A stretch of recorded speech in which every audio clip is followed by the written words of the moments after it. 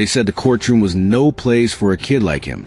At just 17, Marcus Carter stood trembling, his hands cuffed, his head lower but his eyes burning with quiet defiance. He wasn't a hardened criminal, just a boy who'd made a mistake. Wrong place, wrong friends, wrong time. But the man on the bench didn't see a kid in need of guidance. He saw a stereotype to crush. Judge Harrington leaned forward, his face twisted with arrogance. "Boys like you don't change," he sneered. "You'll never make it out of this life. You'll either rot in prison or on the streets. That's your future." His gavel struck, and the sound echoed like a death sentence. The courtroom laughed, but Marcus didn't. He clenched his fists, swallowing humiliation, and in that moment he made a silent vow. "I'll prove you wrong." The years that followed weren't easy. Every door slammed in his face. Teachers doubted him. Jobs turned him away. Even neighbors whispered he was destined to fail. But Marcus used every insult as fuel. He buried himself in books, studying late into the night, chasing knowledge like it was his only lifeline. He worked harder than anyone expected, clawing his way through college, then law school, then the bar exam. Each time doubt crept in, he remembered that gavel, that smirk, that voice telling him he would never make it. And with every step forward, he built his armor brick by brick. 10 years later, the same courthouse buzzed with anticipation. A new judge was being sworn in.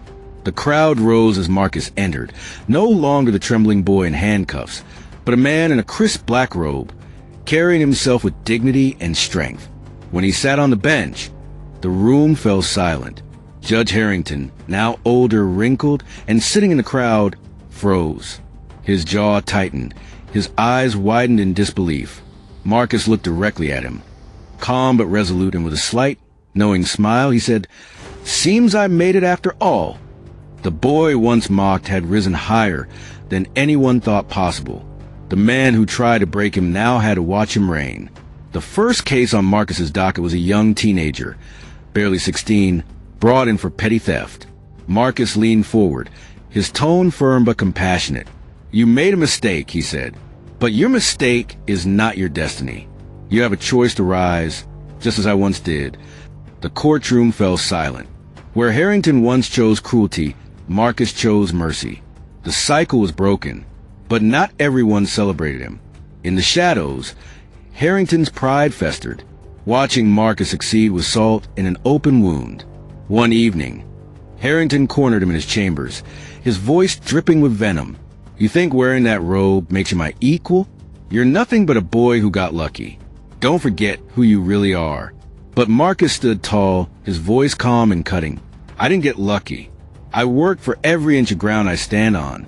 The only thing I haven't forgotten is the day you told me I'd never make it. That memory is why I'm standing here, and why you're standing there."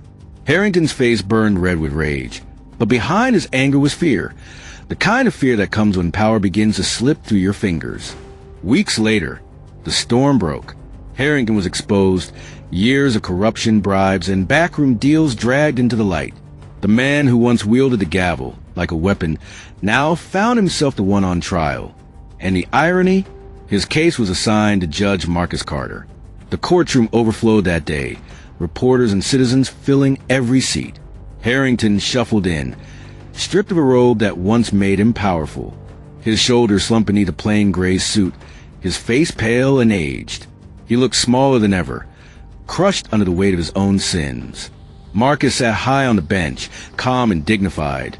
The roles reversed. The evidence was damning, and every detail revealed shattered Harrington's last offense.